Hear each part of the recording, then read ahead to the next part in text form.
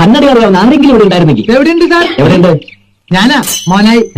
അത് കറക്റ്റ്. ഇവൻ കുറച്ചു കാലം പഞ്ചാബിലായിരുന്നല്ലോ. സാറ് കളിയാക്കണ്ട, നിങ്ങൾ കന്നഡ പറ, ഞാൻ അത് മലയാളത്തിൽ പറഞ്ഞുതരാം. എന്നാ പറയടാ. എന്നാ പറ.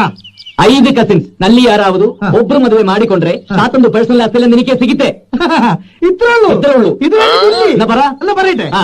5 കസിൻ എന്ന് പറഞ്ഞാൽ 5 കസിൻ. കറക്റ്റ്.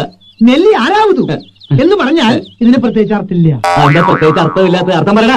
അർത്ഥം പറയട്ടെ. സാറിന്റെ പേരെന്താ? രവിശങ്കർ. രവിശങ്കറിന്റെ കന്നഡയിൽ ഒന്ന് പറഞ്ഞു. രവിശങ്കറിന് കന്നഡ രവിശങ്കറല്ല. അപ്പൊ ഇതെന്ന് പറഞ്ഞ വലിയ അർത്ഥ വ്യത്യാസങ്ങൾ പറഞ്ഞില്ല. ഇനി ഒബ്രു മധുവേ, ഒബ്രു മധുവിൽ മധു എന്ന് പറഞ്ഞാൽ മധു. ആ മധു ഇല്ല, ഇത് മദ്യം.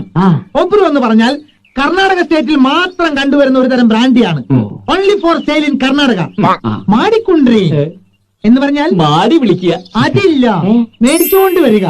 ചുരുക്കത്തിൽ പറഞ്ഞാൽ ഒബ്രു മധു എന്ന് പറഞ്ഞ ബ്രാൻഡി കഴിച്ച്